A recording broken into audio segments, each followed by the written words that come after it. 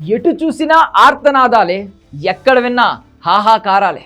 ఏడ్చి ఏడ్చి కన్నీరు ఇంకిపోయాయి తప్ప చావులు ఆగడం లేదు. చిన్నపిల్లలు సైతం ఎర్రటి ముద్దల్లా నెత్తురుతో కనబడుతూ ఉంటే చూసిన ప్రతి వారికి గుండె జల్లుమంటోంది. గాజాలో పరిస్థితులు చూస్తుంటే ఏమనాలో కూడా అర్థం కావడం లేదు. 24 గంటల్లో 100 మందికి పైగా చనిపోయారంటే ఎలాంటి ఘోరమైన దాడులు జరుగుతున్నాయో అర్థమవుతోంది.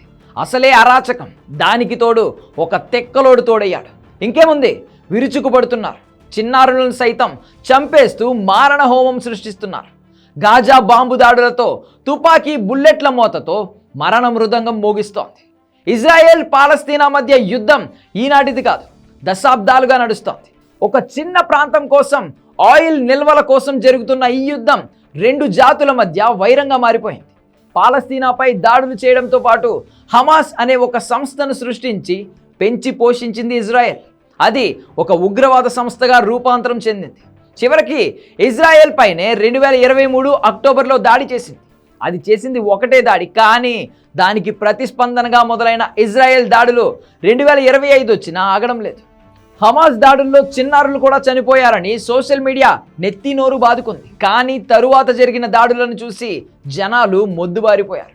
పోస్టులు పెట్టి అలసిపోయి వదిలేశారు. అన్ని దాడులు జరిగాయి. ఈ మధ్య కాస్త వెనక్కి తగ్గిన ఇజ్రాయెల్ ట్రంప్ వచ్చాక మళ్ళీ చెలరేగిపోతోంది.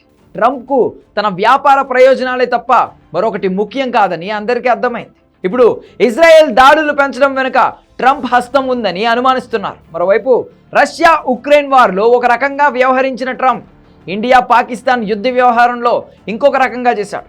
అలాగే గాజా విషయంలో మరో రకంగా ప్రవర్తిస్తున్నాడు. కనీసం ఖండించడానికి కూడా ముందుకు రావడం లేదు. ఇండియాకైతే వెంటనే ఫోన్ కాల్ చేసి మాట్లాడేశాడు. అక్కడ మాత్రం అది చేయలేదు. గాజాను పూర్తిగా స్వాధీనం చేసుకునే వరకు ఇజ్రాయెల్ ఆగదని స్పష్టమవుతోంది.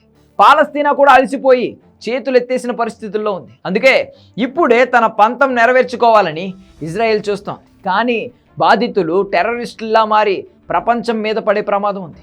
అది మాత్రం ఎవరు గుర్తించడం లేదు. అమెరికాకే ఈ దాడులు శాపంగా మారే అవకాశం ఉందని అంటున్నారు. ఒకప్పుడు బిన్ లాడెన్ను ఇలా పోషించి చివరకు ఆ లాడెన్ తమపైనే దాడులు చేశాక అమెరికా కళ్ళు తెరుచుకుని విరుచుకుపడింది. ఒక యుద్ధం ఒక ప్రమాదాన్ని తెచ్చిపెడుతోంది. ఒక అణిచివేత మరో పెను ఉప్పెనను సృష్టిస్తోంది. ఆయిల్ లాంటి ఆర్థిక అవసరాల కోసం మొదలయ్యే దాడులు చివరకు ప్రపంచాన్నే దెబ్బతీసేంత అశాంతికి కారణమవుతున్నాయి.